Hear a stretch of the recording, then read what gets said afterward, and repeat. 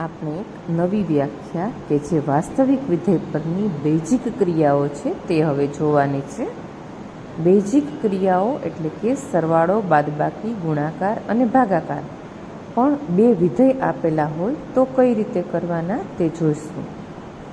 ધારો કે F1 D1 થી R અને G D2 થી R બે વાસ્તવિક વિધેયો છે કે જ્યાં D1 વિધેય Fનો પ્રદેશ અને D2 વિધેય Gનો પ્રદેશ ગણ આપેલો હોય તો બે વિધેયોનો સરવાળો કરવા માટે કૌંસમાં F પ્લસ Gx લખીએ તો f of x plus g of x કે જ્યાં એક્સની કિંમત એ બંને વિધેયના પ્રદેશમાં કોમન હોય એટલે કે બંનેનો છેદગણ હોય તેવી હોવી જોઈએ.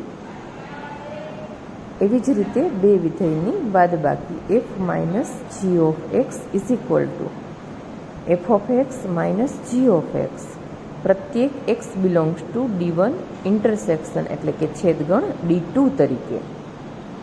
બે વિધેયનો ગુણાકાર f અને gનો ગુણાકાર of x is equal to f of x into g of x. કાંઈ ન હોય ત્યારે ગુણાકાર સમજવાનો. અહીં પ્રત્યેક x belongs to D1 છેદગણ D2. બે વિધેયોનો ભાગાકાર એફના છેદમાં g of x is equal to f of x છેદમાં જી ઓફ એક્સ કે જ્યાં પ્રત્યેક x belongs to D1 છેદગણ D2 પણ ખાસ ધ્યાન રાખવાનું કે છેદની કિંમત અહીં શૂન્ય હોવી જોઈએ નહીં, તો જ ભાગાકાર વ્યાખ્યાયિત થશે. માટે g of x not equal to 0. આ વ્યાખ્યાનને આધારિત આપણે બીજા સ્વાધ્યાયનો 7મો દાખલો જોઈશું. દાખલા નંબર 7માં આપેલું છે કે એફ અને જી આર થી આરના વિધેયો છે. એફ ઓફ એક્સ બરાબર x plus 1, g of x બરાબર 2x માઇનસ 3. તો બંને વિધેયોનો સરવાળો, બાદબાકી અને ભાગાકાર શોધવાના છે. વ્યાખ્યા મુજબ f plus g of x is equal to f of x plus g of x. F of એક્સની આપેલી કિંમત એક્સ પ્લસ 1, જી ઓફ એક્સની આપેલી કિંમત 2x minus 3. X plus 2x એટલે 3x અને પ્લસ 1 માઇનસ 3 એટલે માઇનસ 2. તો બંનેનો સરવાળો 3x માઇનસ 2 મળે છે. બાદબાકી f of x minus g of x. અહીં માઇનસની નિશાની હોવાથી આપણે બંને વિધેયોને કૌંસમાં લખ્યા.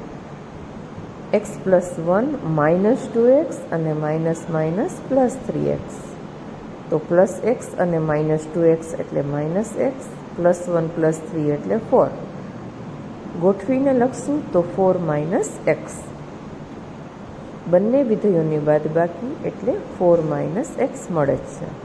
હવે ભાગાકાર f of x upon g of x. X plus 1ના છેદમાં 2x માઇનસ 3 બે વિધેયોનો ભાગાકાર કહેવાય, પણ 2x માઇનસ 3 છેદમાં હોવાથી નોટ ઇક્વલ ટુ 0 થાય, ખાસ લખવું પડશે. તો 2x not is equal two 3 માટે x not is equal to 3/2.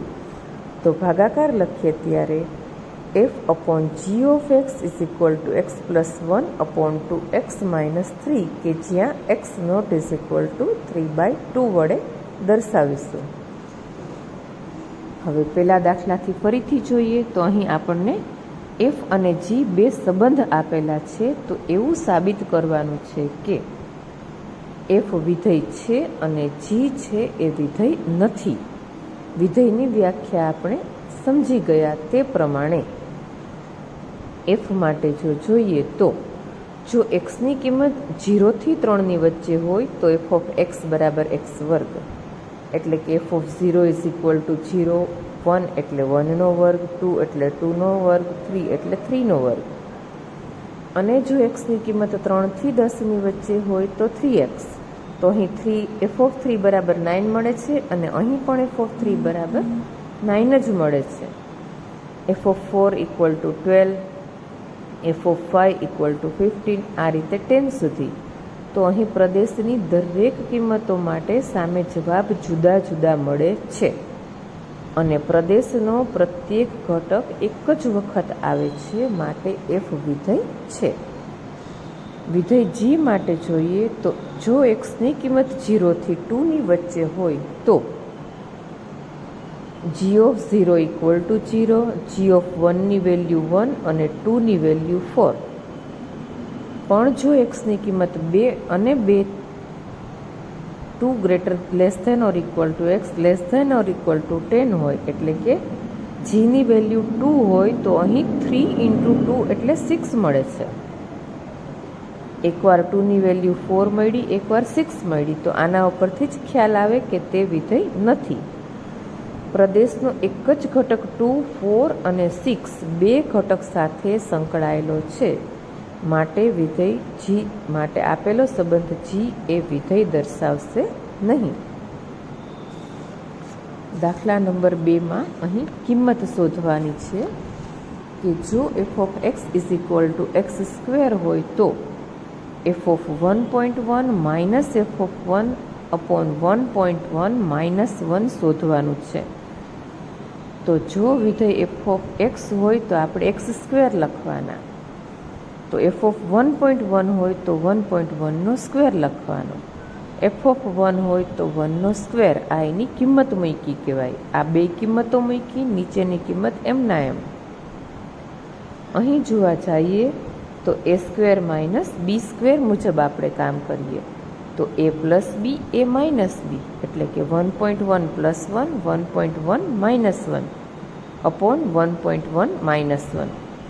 આ બે કિંમતો સરખી હોવાથી કેન્સલ થશે, માટે 1.1 પ્લસ 1 એટલે કે 2.1 અહીં આપણને એનો જવાબ મળે છે. આ જે સૂત્ર છે એ મુજબ આપણે અહીં કામ કરીએ છીએ.